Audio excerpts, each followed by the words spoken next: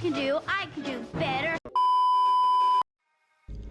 Jadi musim 2023 dikenal sebagai musim di mana Max Verstappen dan Red Bull benar-benar menghancurkan satu grid F1 dengan memecahkan berbagai macam rekor melalui dominasi total mereka. Tapi pernahkah kalian berpikir bagaimana jadinya musim 2023 tanpa Red Bull, dan ini termasuk kedua pembalap mereka?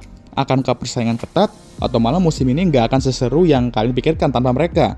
Nah, hari ini gue mau bahas what if, bagaimana jika Red Bull tidak ada di musim 2023.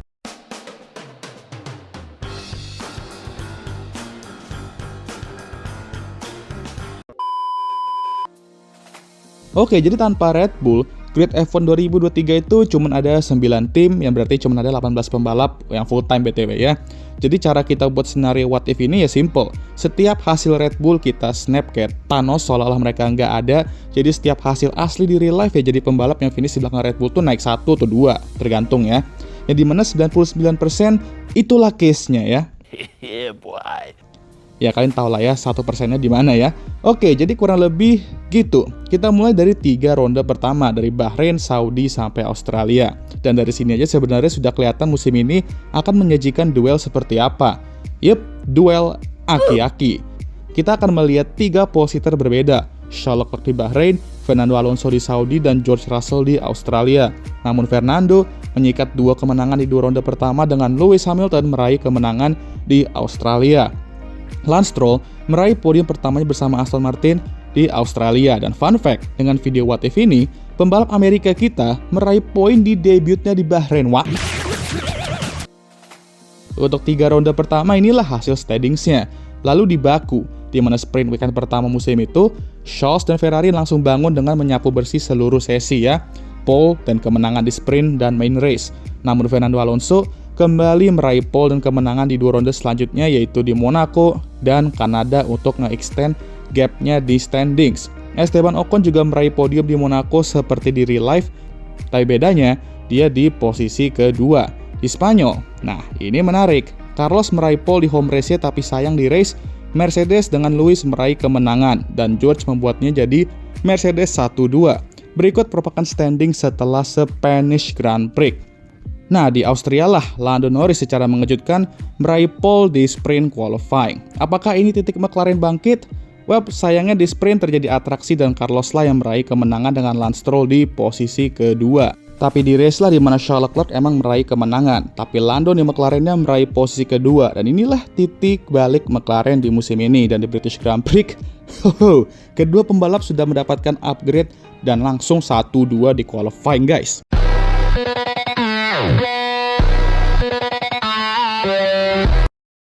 Hei, zaman-zaman McLaren begitu dicintai oleh fans F1 ya. Dan Lando pun langsung meraih kemenangan pertamanya di F1 di situ. Dan ya nggak perlu nunggu setahun lagi doi, dan meraih kemenangan pertamanya pun di home race-nya. Dan Oscar pun juga meraih podium pertamanya di F1 di sini. Dan tentu saja Silverstone juga merupakan tempat di mana pembalap Amerika kita juga selalu tampil bagus. Logan akhirnya meraih poin lagi di sini ya. Nah, di Hungaria, tempat Danny Ric comeback ya, kita samain kayak di real life ya, di AlphaTauri. Dan seperti biasa, Lewis meraih pole, tapi Lando lah yang meraih kemenangan keduanya. Langsung pede dianggap ya meraih kemenangan ketika mobilnya sudah gacor ya.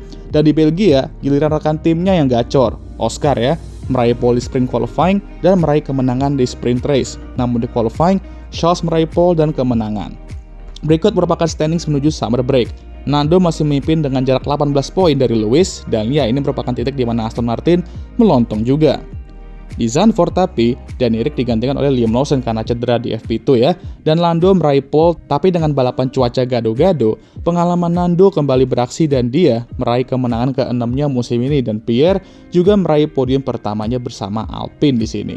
Dan di Monza, kita disajikan duel epic Ferrari untuk kemenangan kali ini, tapi Carlos lah yang pada akhirnya meraih kemenangan pertamanya di race utama musim ini. Dan depan para tifosi pula, 1-2 Ferrari, duel di last lap, Edan, eta teh. Dan di Singapura ya ini sesuai dengan real life ya, sama aja bedanya nggak ada Red Bull aja. Dan di Suzuka, Oscar meraih pole pertamanya di F1 di balapan utama tapi ya, namun Lando lah yang meraih kemenangan ketiganya musim ini. Dan McLaren meraih hasil 1-2 mereka yang pertama sejak Brazil 2012 ya. Tapi di Qatar, Oscar Piastri langsung mode gacor, meraih pole di sprint dan memenangkan balapan sprint untuk kedua kalinya musim ini. Dan walaupun George meraih pole, Keduanya di musim ini ya, atraksi saat start dengan rekan timnya dan yang buat Lewis DNF dan lumayan costly juga tuh title fight-nya ya dengan Nando membuat Oscar menyaku bersih semua race di Qatar dan Doi pun meraih kemenangan pertamanya di musim debutnya sejak Lewis di 2007 ya, menjadi pembalap rookie pertama yang menang di musim debutnya.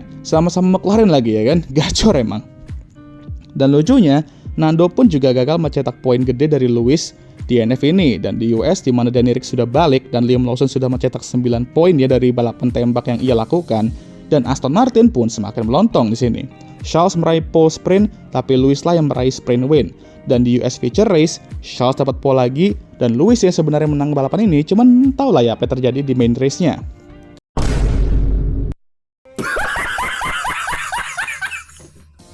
Oh ya, Logan juga dapat best finish-nya, yaitu posisi ke-8 ya, gacor di home race-nya karena disqualified mereka. Dan Lando meraih kemenangan keempatnya musim itu, ya kemenangan giveaway kita ngomongnya ya.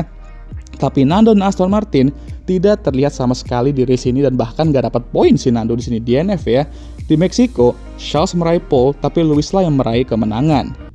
Bahkan di sini PDMK aja masih berlaku ya.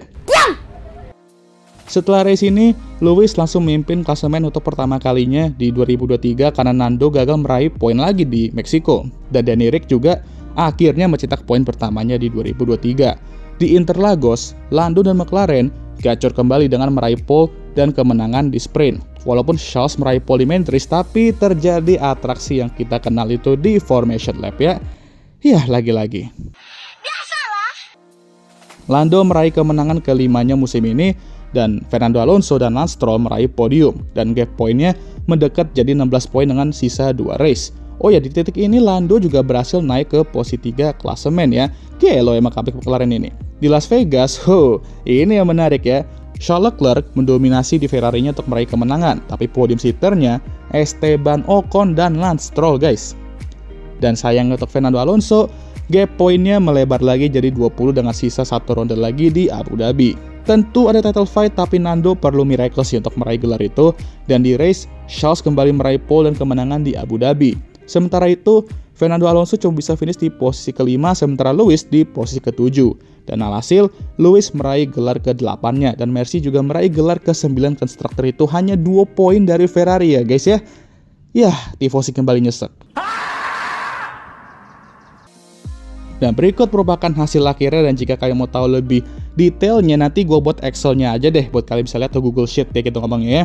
Nanti gue taruh linknya di deskripsi atau di kolom komentar. Jadi bisa dikatakan ini satu musim yang seru ya, penuh dengan banyak sekali momen.